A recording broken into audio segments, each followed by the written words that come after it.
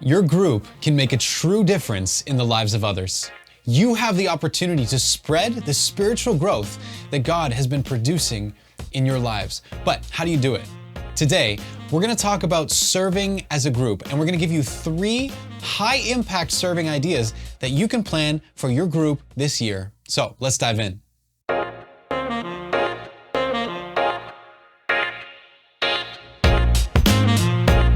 Hey guys, I'm Steve, and this is Level Up, the monthly dose of leadership training that will help you take your next level group to the next level. Your group is in danger. It's in danger of sinking into a self-focused attitude that will be harmful to its health and vitality. It's a mentality that says, we as a group, we're only ever going to work on us, and we're never going to look outside of the group for opportunities to spread what we're experiencing to others. Now, one of the main purposes of a next level group, of course, is to be laser focused on our relationships with one another and on our growth in Christ. And this is a key principle for why our groups exist. So we might ask, why do we actually have to serve together as a group then? Doesn't that distract from the good and valuable purpose of being committed to growing in Christ together and discipling one another? Can't we just come to group once a week, dig into the Bible, share, pray, and then let the overflow happen when we go away to our families and workplaces and neighborhoods throughout the week? You know, we could do it that way. In fact, there is so much that's valuable about getting charged up in our groups once a week and then sending each other out to serve in our respective spheres, supporting each other relationally and prayerfully as we do so. And that should be what we do most of the time. But if we leave it at that, our groups are going to stall, and we're going to miss out on the opportunity to experience the relational and spiritual benefits of serving together. What I'm saying is this: serving together as a group will actually increase the quality of your relationships with one another, as well as help you and your other group members grow in Christ. Serving together once or twice a season actually contributes to the main purpose of our group. On top of this, it will draw you closer together and will be relationally life-giving.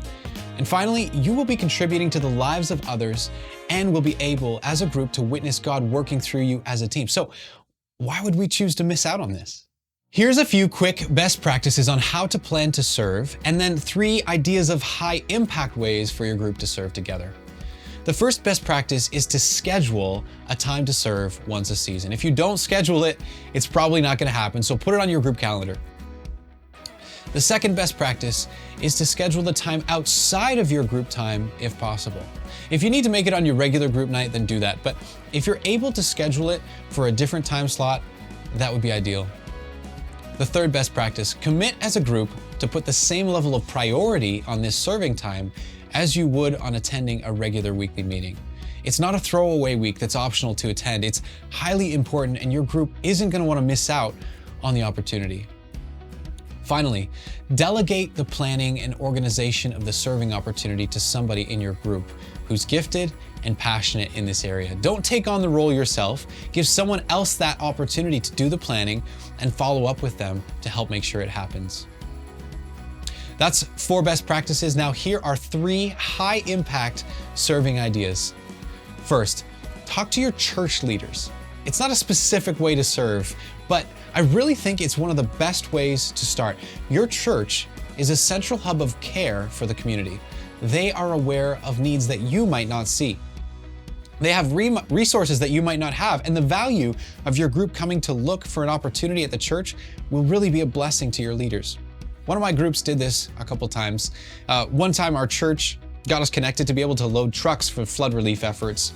Another time we put some winter backpacks together for people who were living on the streets. And another time we cooked some turkeys for people who had need of them. So talk to your church. They're gonna have tons of ideas of how your group can step in to help. Second, meet the needs of someone you all know. Maybe it's a friend who's having a baby or someone who's going through a loss in life, and you know they need some meals, so your group gets together and makes 3 or 4 freezer meals. Or maybe it's a ministry that's in need of volunteers to serve food or cut wood, so you contact that ministry, you let them know your group would like to take charge of one of those projects, and you do it. Whatever it is, look for opportunities to meet people's personal needs. Keep your ears open as a group and be in prayer for God to reveal those opportunities to you. The final way that we want to recommend for your group to consider serving is to replicate your next level group.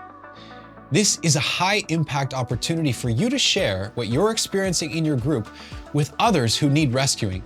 You and your group would meet together and discuss the possibility of inviting 8 to 10 new people to join you for 12 weeks. And then you'd walk those new people through the next level launch material.